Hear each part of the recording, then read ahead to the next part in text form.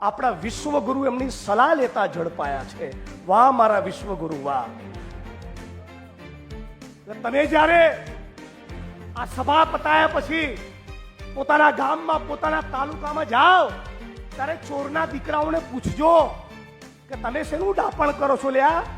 એ દેશની આઝાદીની ચળવળમાં નતા, 52 વર્ષ તિરંગો નથી લહેરાયો, ભારત ભૂમિ સાથે ગદ્દારી કરી છે, તિરંગાનું અપમાન કર્યું છે. તમે ગાંધી અને સરદારની જોડે નતા, તમે ફૂલે અને આંબેડકરની જોડે નતા, તમે સુભાષચંદ્ર બોઝની જોડે નતા, અને તમારા નેતાઓ આખો દેશ જોવે છે.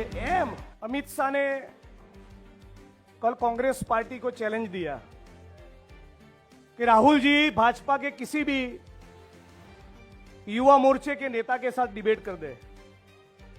तो हम लोग भी चैलेंज देते हैं, आओ अमित भाई, गांधीनगर महात्मा मंदिर के कैंपस में आपके और हमारे बीच में डिबेट हो जाए. डिबेट के 3 मुद्दे रहेंगे,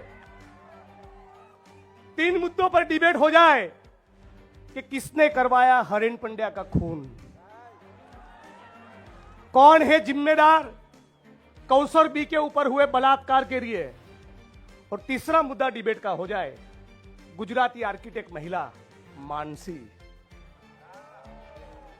आ जन आक्रोश રેલી એ ગુજરાતની જનતાને આત્માને ઝંઝોળવા માટે છે.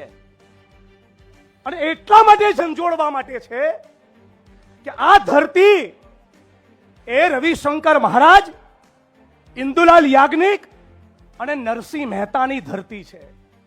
આ ગાંધી અને સરદારની ધરતી છે.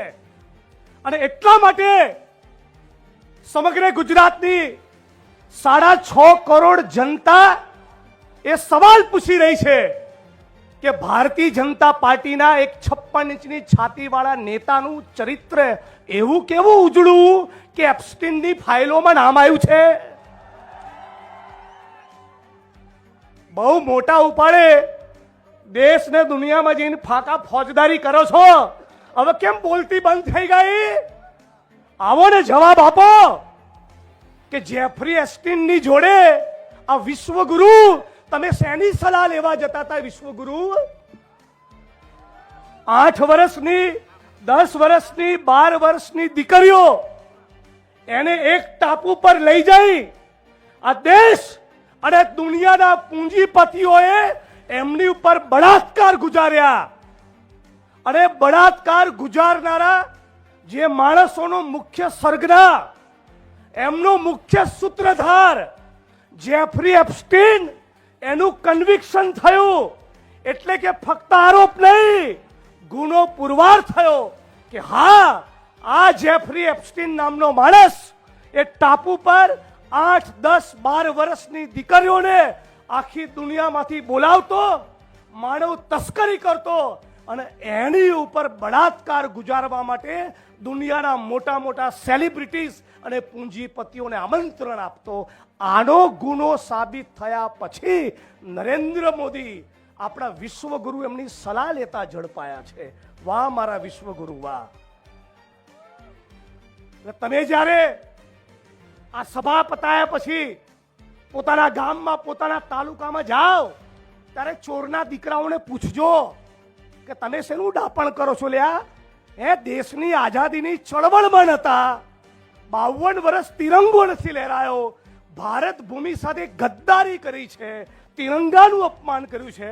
તમે ગાંધી અને સરદારની જોડે નતા, તમે ફૂલે અને આંબેડકરની જોડે નતા, તમે સુભાષચંદ્ર બોઝની જોડે નતા, અને તમારા નેતાઓ આખો દેશ જોવે છે. એમ ઊભી સડકો પર એક સ્ત્રીની સાથે નગ્ન થઈને નાચતા જોવા મળ્યા. શેનું ડાપણ કરો છો?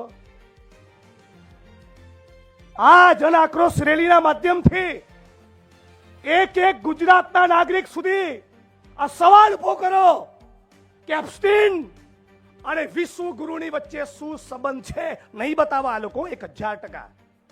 કોરા કાગળ પર સહી કરી આપું, એક માણસ એ બતાવશે? છેલ્લી લાઈનથી જવાબ આપો, આ લોકો બતાવશે?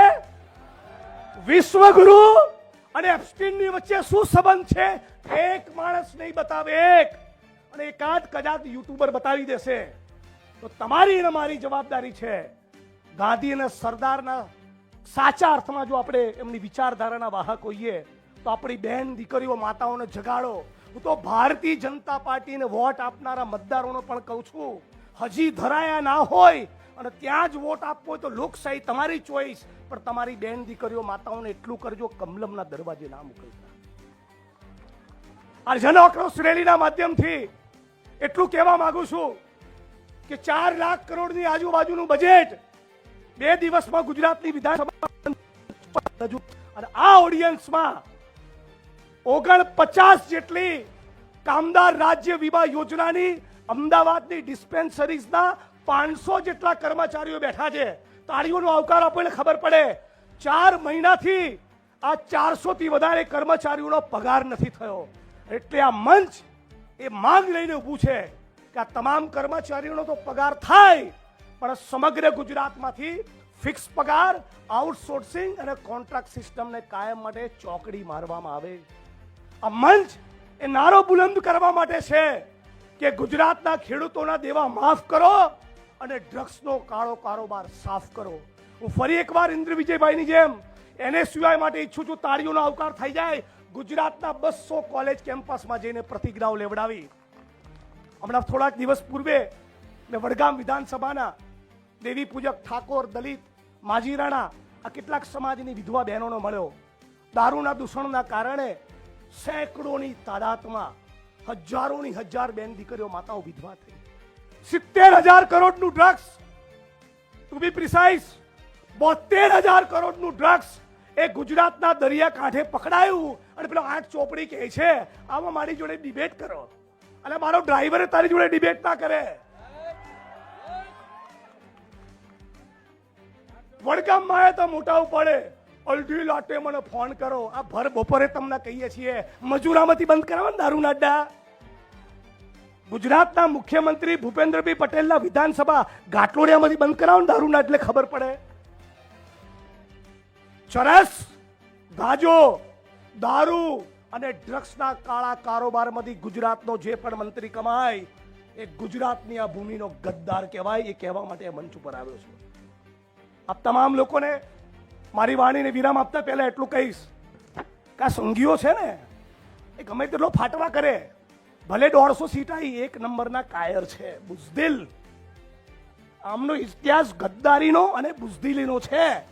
આ ખોટા કેસ કરવા સિવાય અમની કોઈ ત્રેવડ જ નથી. એટલે આમની સામે તો છાતી ખોલીને લડો, ગુજરાતના ખૂણે ખૂણે લડો, અને ગુજરાતની વર્તમાન અને આવનારી પેઢીને થવું જોઈએ કે ચરસ, ગાંજો, દારૂ, ડ્રગ્સના મુદ્દે કોઈએ સાચા અર્થમાં ઇન્કલાબ કર્યો હોય તો ઇન્ડિયન નેશનલ કોંગ્રેસ અને કોંગ્રેસ પાર્ટીએ કરીને બતાવ્યો. આજે છેલ્લી મારી વાત કરીને વાણીને વિરામ આપું છું. તાલુકા જિલ્લા પંચાયતની ચૂંટણીઓ છે. તાલુકા જિલ્લા પંચાયતની ચૂંટણીમાં પૂરી તાકાત, પૂરા ઉત્સાહ અને જોમથી આપણે બધા જો મચી પડીએ અને અદ્ભુત પરિણામ આવે તો મને લાગે છે કે 2027નો દરવાજો પણ આપણા માટે ખુલશે. આ મંચ ઉપર તુષારભાઈ ચૌધરી અને અમિતભાઈ આપણા પ્રદેશ પ્રમુખ માટે પણ તાળીઓનો આવકાર થાય. 5000 કિલોમીટરની એમણે યાત્રા કરી છે. આ તપસ્યા એમની એડે નહીં જાય. આપ તમામ લોકો મોટી સંખ્યામાં ગુજરાતના ખૂણે ખૂણેથી ઉપસ્થિત થયા છે. આપ તમામ લોકોને હું સેલ્યુટ કરું છું, વંદન કરું છું. મારી સાથે એક નારો લગાવજો, હું કહીશ લડેંગે, અને તમારે કહેવાનું જીતેંગે. અને બીજો નારો લગાવીશ કે ધરતી અપને આપકી નહીં કિસી કે બાપ કી. રાહુલજી કીધું છે ને ડરો મત, તો ये धरती अपने आप की. અરે 4 વાગ્યાની ચા બાકી હોય એવું ના બોલાય, એમ 2 હાથ ઊંચા કરીને ये धरती अपने आप की, ये धरती अपने आप की.